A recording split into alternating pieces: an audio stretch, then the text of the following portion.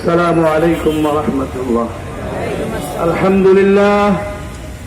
الحمد لله رب العالمين، والصلاة والسلام على رسوله الأمين وعلى آله وصحبه أجمعين।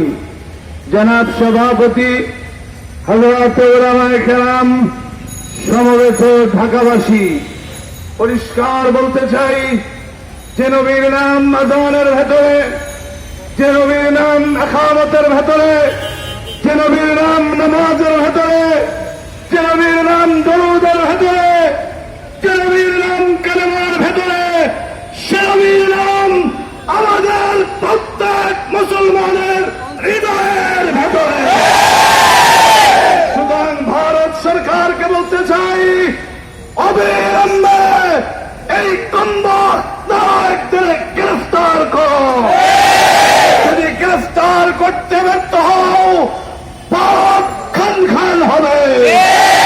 ওদের বিরুদ্ধে বাংলাদেশের জনগণ আন্দোলনে নামতে বাধ্য হবে।